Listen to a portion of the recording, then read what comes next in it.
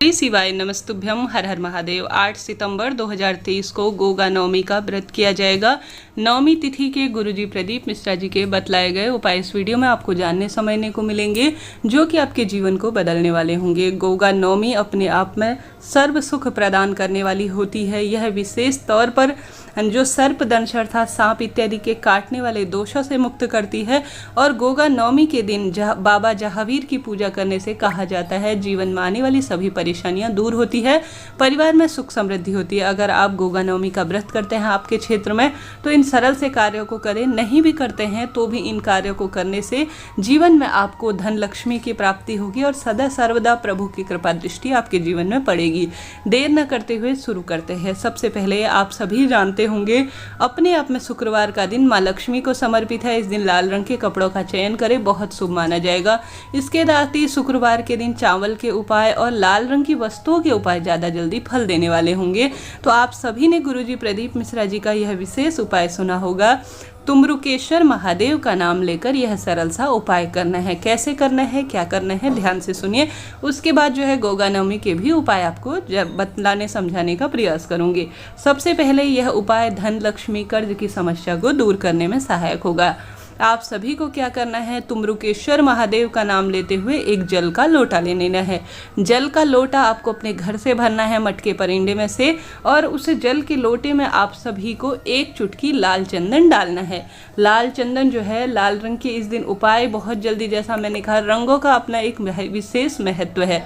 तुम्रुका जी का नाम, तुम्रुकेश्वर महादेव का नाम लेते हुए आप सभी को उस पात्र के अंदर लाल चंदन डालना है और एक फूल डालना है। फूल आपको लाल रंग का डालना है, इस बात का ध्यान रखें। इसके बाद जो है आप सभी को मात्र 5 बेलपत्र लेनी है। ठीक है, बेलपत्र आप शिव पर चढ़ी हुई भी ले सकते हैं। साथ ही आप सभी को 11 दाने चावल के जल के पात्र में भी जरूर से डालने हैं। एक लाल फूल और आप सभी को लाल चंदन डालने के बाद 11 दाने चावल के डालने के बाद 5 बेलपत्र लेकर महादेव के मंदिर में आपको जाना है। पूर्व या उत्तर दिशा की ओर अपना मुख कर लेना है। श्री शिवाय नमस्तुभ्यम का जाप करते हुए, तुम्रुका जी का स्मरण करते हुए आप सभी को क्या करना है कि यह जो आपने 5 बेलपत्र ली है उनमें पूर्ण रूप से आपको सबसे प्रथम वाली जो सबसे ऊपरी पत्ती होती है उसमें लाल चंदन लगाना है, और जो नीचे की 2 पत्तियां होती हैं उनमें पीला चंदन का आपको लेपन करना है। श्री शिवाय नमस्तुभ्यम मंत्र का जाप करते हुए बेलपत्र आप अपनी थाली में ही रखने दीजिए। उसके पश्चात आप सभी को जल समर्पित करना है। आप जल समर्पित करने की विधि जानते होंगे। समस्त शिव परिवार में सबसे पहले गणेश जी, उसके बाद कार्तिकेय जी, माता अशोक सुंदरी पर, और उसके साथ ही माता रानी के हस्त कमल पर समर्पित करते हुए शिवलिंग पर आपको जल समर्पित करना है। उसके पश्चात किसी भी उपाय में दीपक लगाया जाता है तो गोल बत्ती का घी का दीपक आप प्रज्वलित कर लीजिए।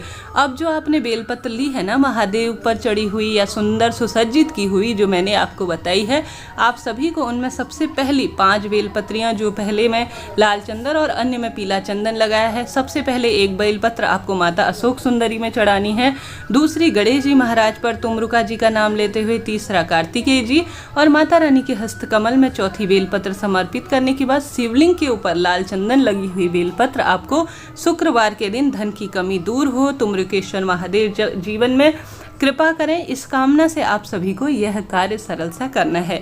इस दिन किए गए कोई भी उपाय कभी निष्फल नहीं जाते, किसी भी चीज की जीवन में कमी नहीं होती।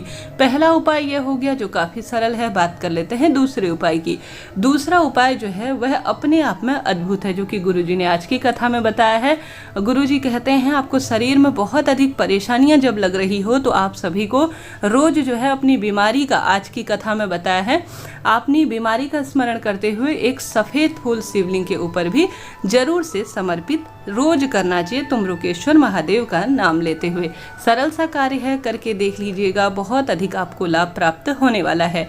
दूसरा उपाय भी आप सभी को समझ में आ गया होगा। मैं कोशिश करती हूँ छोटी छोटी सी चीज आपको बतला पाऊँ, फिर भी कोई मन में सवाल रह जाए तुरंत पूछ लीजिएगा। आपका अपना चैनल है, सभी सवालों के जवाब आप तुरंत प्राप्त कर लेंगे। बात हो गई 2 उपाय की, अब बात कर लेते हैं गोगा नवमी पर किया जाने वाला सर्वश्रेष्ठ विशिष्ट उपाय, जैसे कि गोगा नवमी हो या कोई सी भी नवमी पड़े तो अपने आप में गुरुजी कहते हैं गोगा नवमी की आपके यहाँ जिस तरह से सरल सी पूजा होती है जहांगीर बाबा की, आप कर लीजिएगा और उन्हें चूरमा, खीर इत्यादि का भोग लगाना और साथ ही इस दिन नाग देवता इत्यादि की भी पूजा करना शुभ माना जाता है।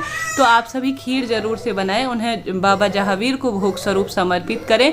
नीले रंग के घोड़े में वह सवार होते हैं और महादेव के शिवलिंग के पास भी आप इस दिन खीर का भोग लगाते हैं, घर पर माँ लक्ष्मी के स्वरूप में भोग लगाते हैं, तो शुभता के कार्य के रूप में यह जाना जाता है। इसके साथ ही आप सभी को आवश्यक रूप से शुक्रवार के दिन जब नवमी तिथि पड़े अपने आप में जो अद्भुत होती है, गुरुजी कहते हैं आप सभी को एक आटे के दीपक का निर्माण कर लेना चाहिए, लगी होनी चाहिए और साथ ही उसमें तिल्ली का तेल आपको भरना है। गुरुजी कहते हैं जब भी नवमी तिथि पड़े घर के मुख्य द्वार पर आप सभी को काशी विश्वनाथ भगवान का नाम लेते हुए, जो व्यक्ति दुर्घटना से ग्रस्त होता है, रोग दोष उसे बहुत प्रभावित करते हैं, जीवन में उसकी कभी परेशानियां नहीं छोड़ती, तो उस व्यक्ति के ऊपर से आपको उतारा कर लेना चाहिए। उतारा करने के पश्चात आप सभी को उस जो है दीपक को, जो आटे का दीपक है, घर के मुख्य द्वार पर जला देना चाहिए, ऐसा कहा जाता है, ऐसा गुरुजी कहते हैं।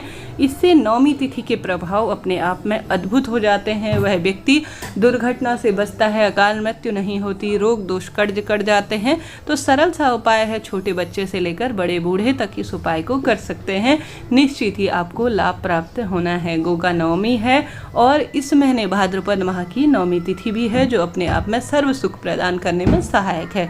तो करके देखिएगा, निश्चित ही आपको लाभ होगा। साथ ही शुक्रवार के दिन गुरुजी हमेशा ही कहते हैं बेलपत्र वृक्ष के नीचे अगर आप दीपक लगा देते हैं ना, तो आप सभी को धन लक्ष्मी की को भी कोई कमी नहीं होती।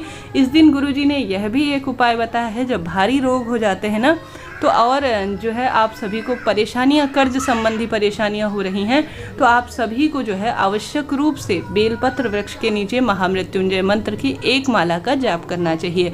इस दिन कमलगट्टे का पानी, जो कमलगट्टा होता है ना, उसका पानी शिवलिंग पर, अर्थात कमलगट्टा मिल जाता है एक, उसे जल के लोटे में डालकर शिवलिंग पर श्री शिवाय नमस्तुभ्यम कहते हुए समर्पित कर देने से, कमलगट्टे का फूल समर्पित करने से, कमलगट्टे का पानी समर्पित करने से सबसे अधिक जो है महादेव की कृपा जीवन में पड़ती है, धन लक्ष्मी की कभी कोई कमी नहीं होती। यह उपाय सरल हैं, परंतु इनके अनगिनत लाभ पत्रों के द्वारा गुरुजी को रोज प्राप्त होते हैं, जिन्हें कई उपाय ऐसे हैं, कई पत्र ऐसे हैं जिन्हें गुरुजी पढ़ भी नहीं सकते, परंतु इनके लाभ अनगिनत हैं। कमेंट्स बॉक्स में प्रभु जी का ध्यान करते हुए, स्मरण करते हुए आप सभी श्री शिवाय नमस्तुभ्यम जरूर से लिखें। शुक्रवार के दिन महालक्ष्मी मंत्र का जाप करें, कनक धारा स्रोत का पाठ कर सकते हैं, शिव चालीसा का पाठ कर सकते हैं। यह महीना अपने आप से बार त्योहारों से भरा हुआ है, जितना स्मरण हो प्रभु का करें और वहाँ भी प्रभु की भक्ति में, और आपके यहाँ गोगा नवमी की जिस तरह से पूजा होती है उस तरह से सरलतम विधि से करने का प्रयास करें। जो यह लोक पर्व होते हैं ना, वह कहीं ना कहीं हमारी मुख्य धारा से, हमारी संस्कृति से जुड़े हुए होते हैं, जो अनगिनत लाभ पहुंचाने वाले होते हैं।